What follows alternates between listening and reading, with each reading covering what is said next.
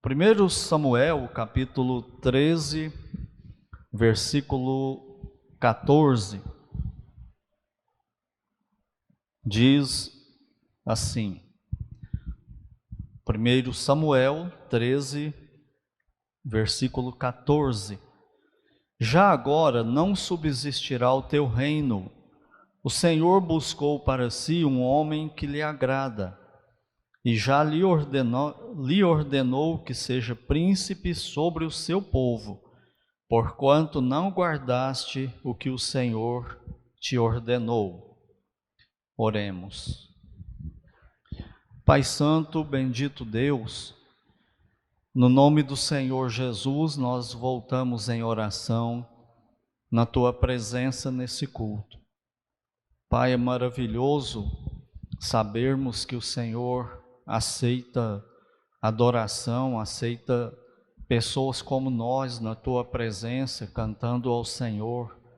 Apesar de toda nossa limitação, fraqueza, deficiência em talentos, em dons, e mesmo assim o Senhor nos recebe, e nós sabemos que o Senhor faz isso por causa do Senhor Jesus Cristo, que viveu e morreu e ressuscitou por nós, nos garantindo uma tão grande salvação.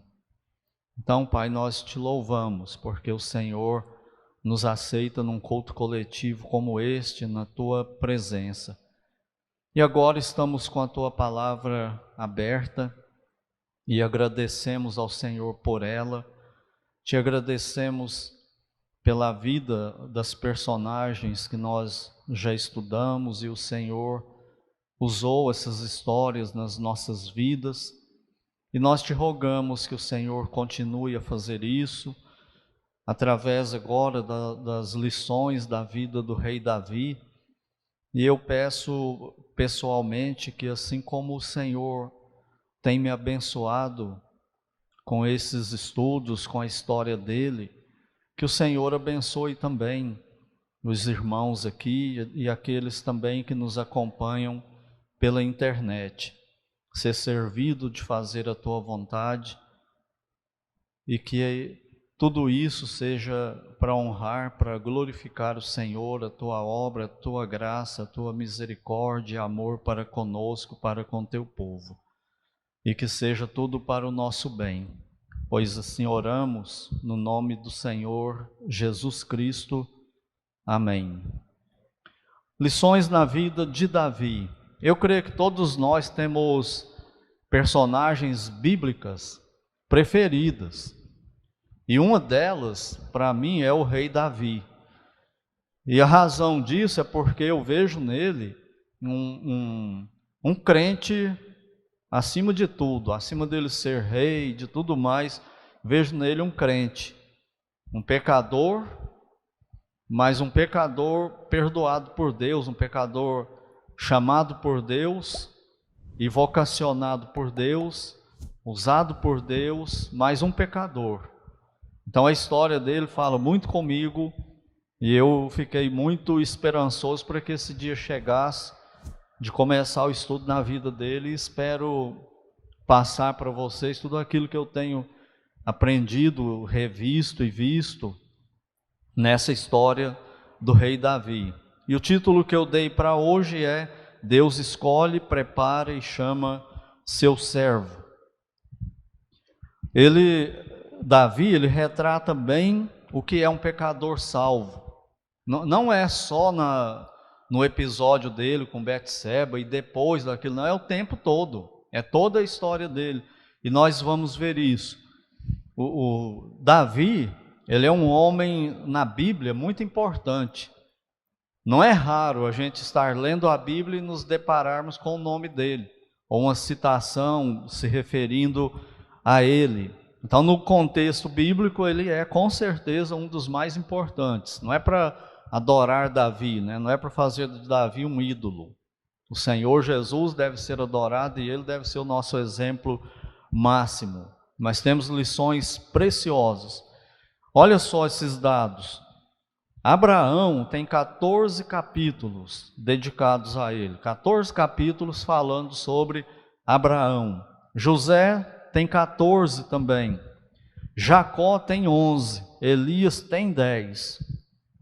Você sabe quantos tem sobre Davi? Quantos capítulos dedicados ao rei Davi? 66 capítulos dedicados a ele. Fora as 59 referências a ele no Novo Testamento. Ele é ou não é um personagem que chama a atenção? Deus não falaria tanto nele, né, se ele não fosse importante.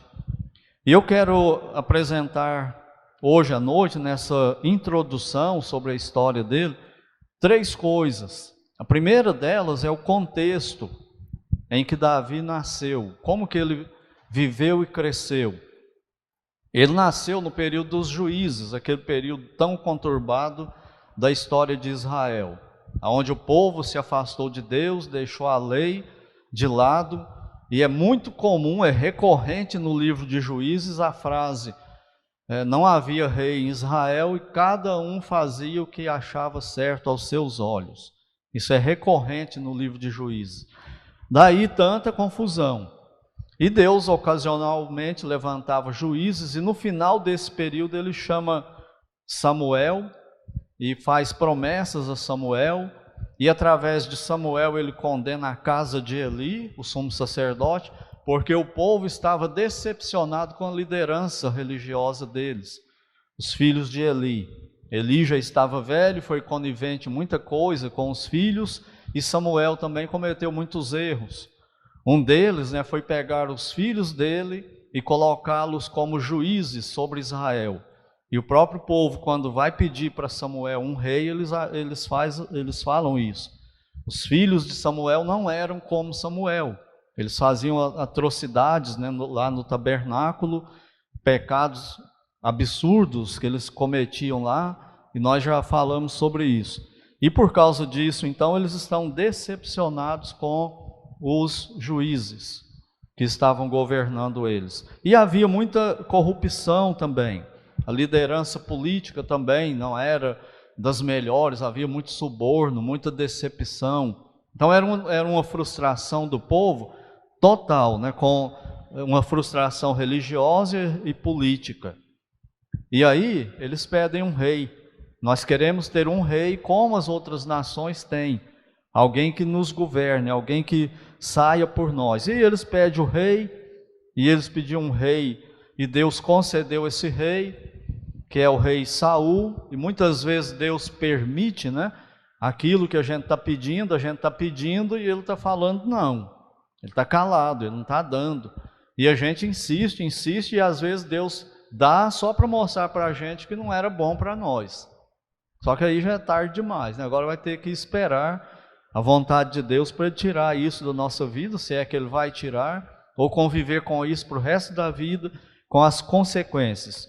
E eles ganharam um rei, nós já estudamos ele, o rei Saul, um homem forte, belo, atlético, e eles estavam olhando para a Grécia, olhando para aquele povo ali que dá valor a essas coisas, de corpo perfeito, corpo atlético, hedonistas, e eles queriam um rei assim. Deus deu Saul. Quem olhava para Saul gostava do que via.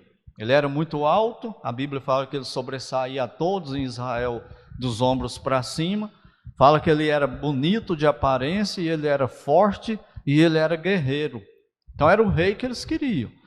E se o povo vai escolher um líder, geralmente usa esses critérios, não é? Por exemplo, o ano que vem nós vamos ter eleições. Quem que a gente escolhe? Os melhores. E é eles que acabam ganhando, no nosso conceito. E Deus não é desse jeito, Então ele cresceu nesse contexto aí de corrupção, não tinha muita esperança para Israel em nenhuma área da nação. E Davi então nasce na família de Jessé, e vai crescendo e trabalhando com a família dele, para a família dele. E enquanto isso tudo está acontecendo em Israel, Davi está fazendo o quê? Ele não nasce adulto, né? Ele já tinha nascido, ele está na história. Mas quem é ele? Aonde ele estava?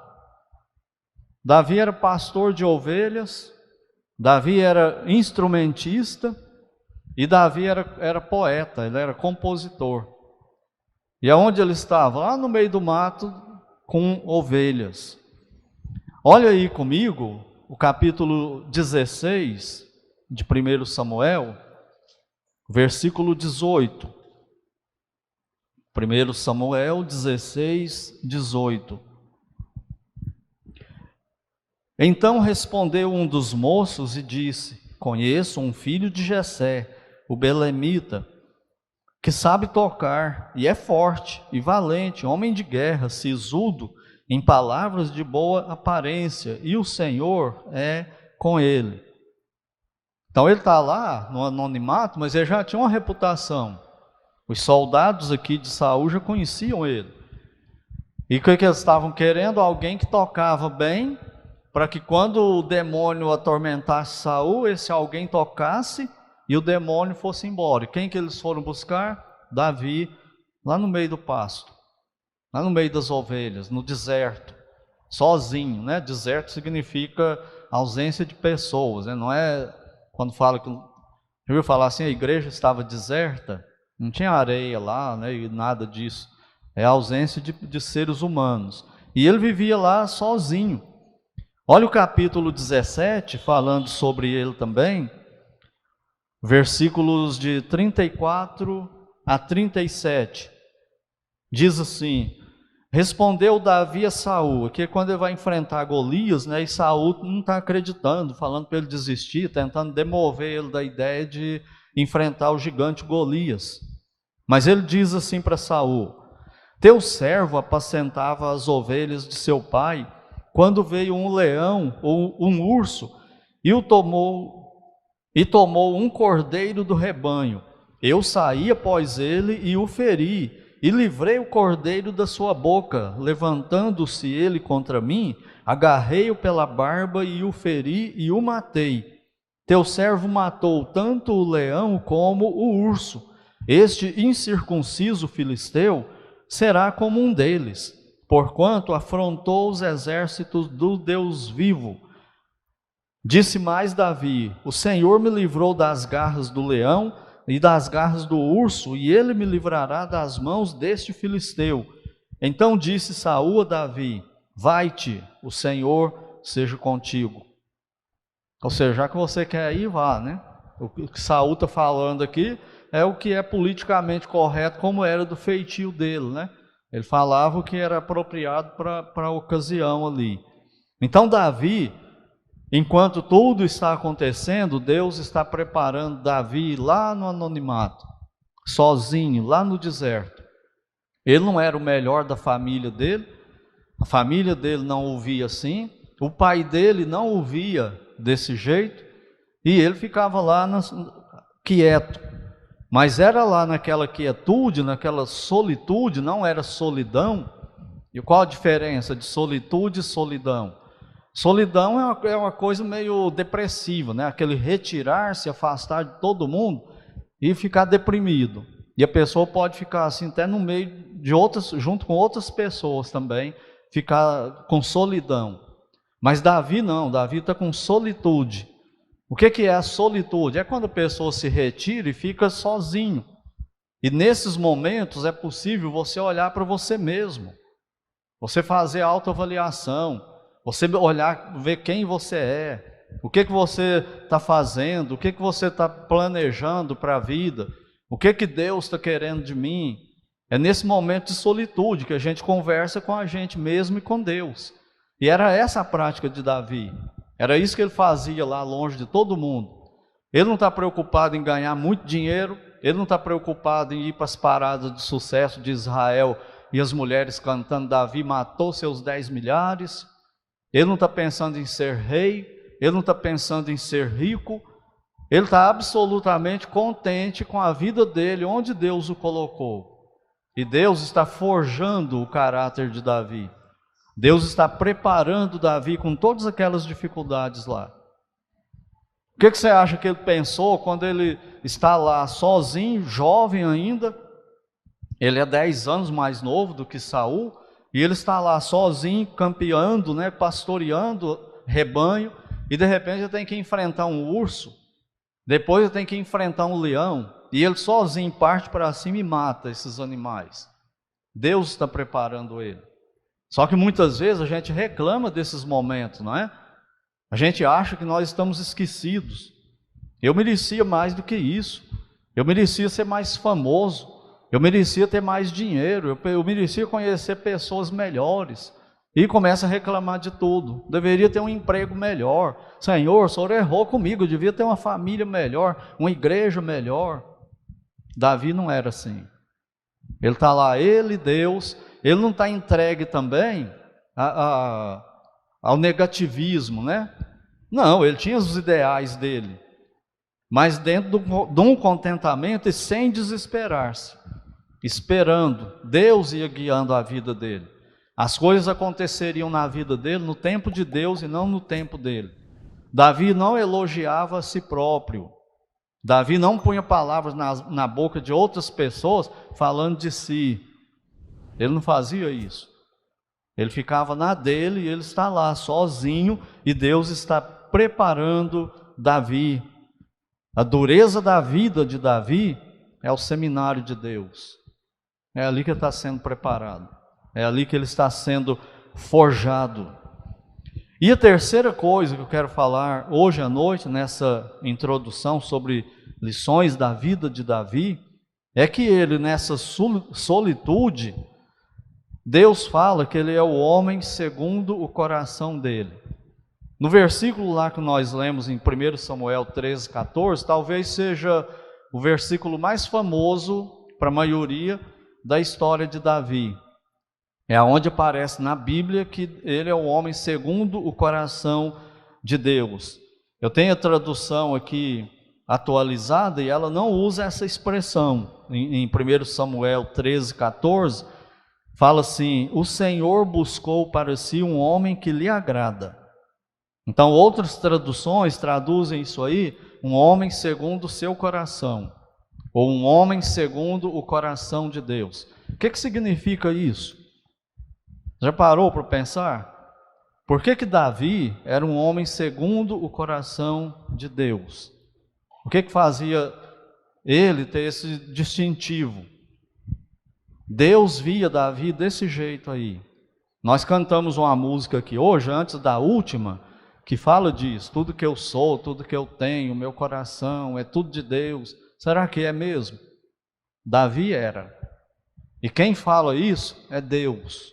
Não é Davi que está falando. É Deus que está falando isso. Olha aí, 2 Crônicas, capítulo 16. Vai algumas páginas para frente, no capítulo 16 de segundo livro das Crônicas dos Reis de Israel, capítulo 16.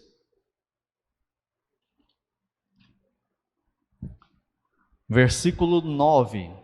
Olha o que é dito aí. Porque quanto ao Senhor, seus olhos passam por toda a terra para mostrar-se forte para com aqueles, o quê? Cujo coração é totalmente dele.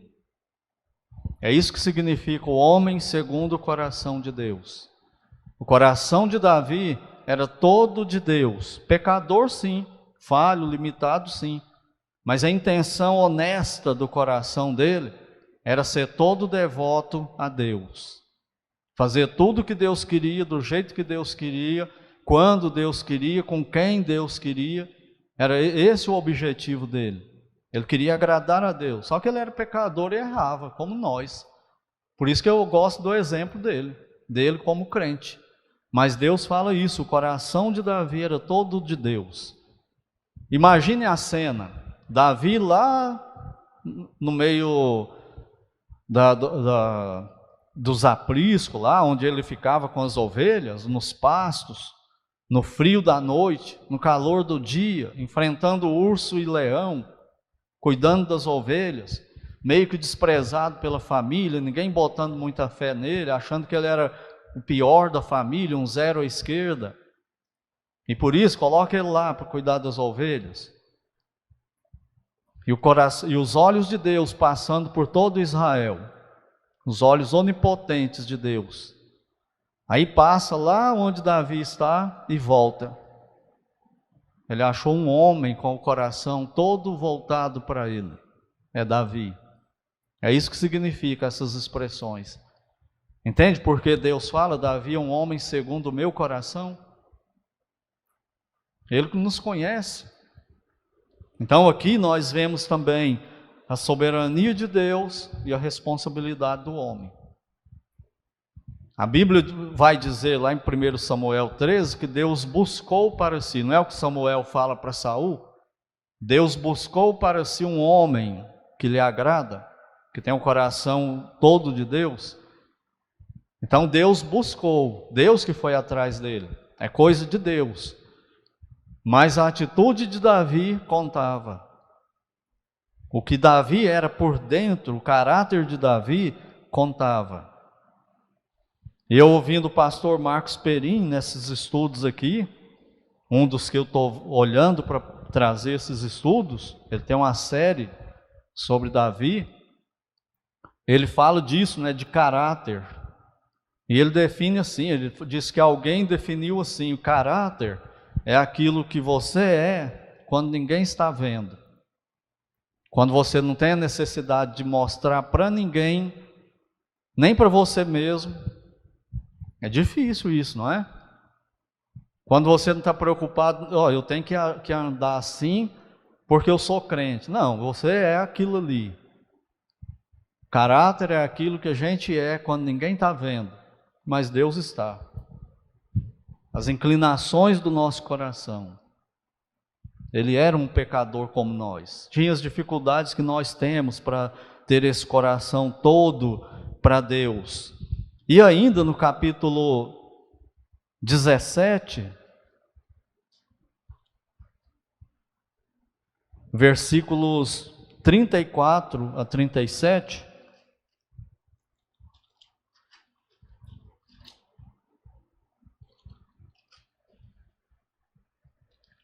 é de 1 Samuel, não de Crônicas mais, mas 1 Samuel 17, acho que eu já li nesse texto aqui, mas vamos conferir aqui. 1 Samuel 17.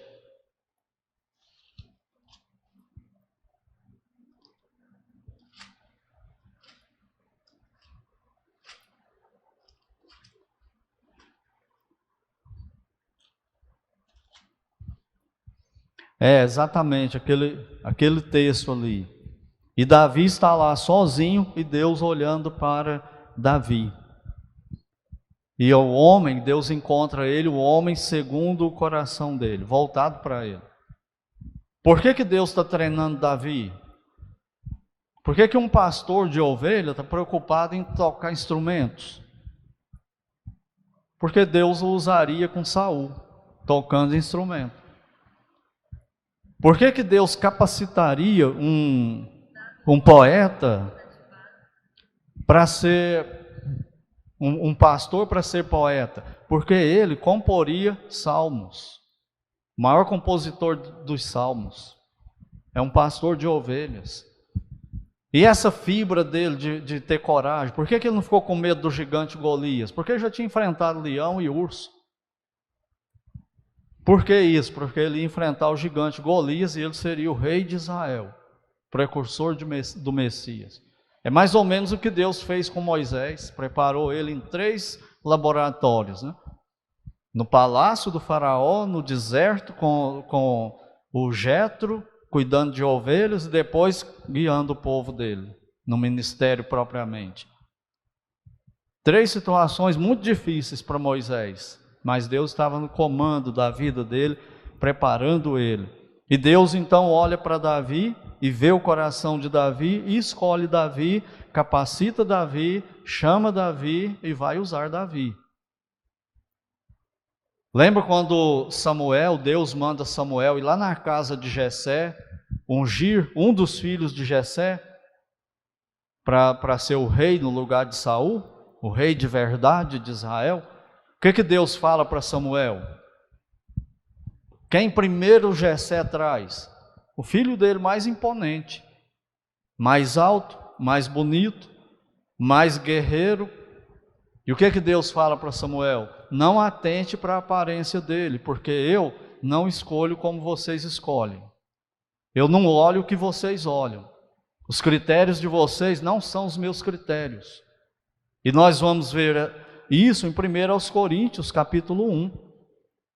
Não são muitos os ricos que Deus chama, não são muitos os de nobre nascimento, mas Deus escolheu as coisas fracas para envergonhar as fortes.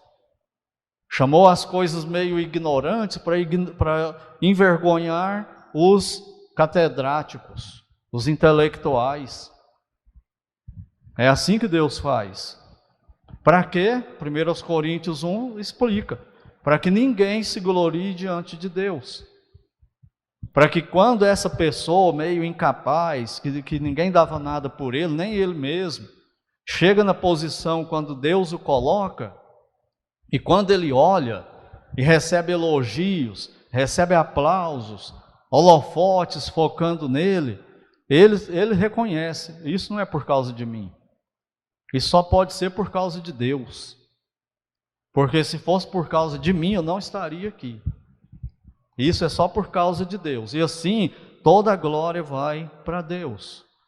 Não é o que Paulo fala? Temos esse tesouro em vaso de barro para que a excelência do poder seja de Deus e não nossa. É isso. E aqui fica uma lição para nós.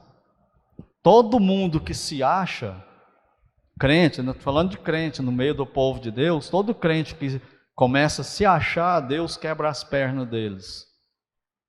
A soberba precede a ruína, e a altivez de espírito a queda. Por quê? Porque essas pessoas vão conseguindo coisas e vão pegando a glória para eles. É por causa de mim, eu que sou bom, eu que cuido disso, eu que faço aquilo. E Deus derruba essas pessoas. Então quem consegue chegar vai reconhecer do jeito de Deus. Só estou aqui porque Deus me trouxe até aqui. Só estou aqui porque Deus está me usando. Eu não queria estar aqui não. É o que vai acontecer com Davi. Davi não era o que Israel queria. Ele não era o tipo de rei que Israel queria. O tipo de rei que Israel queria era Saul. E Deus deu para eles verem.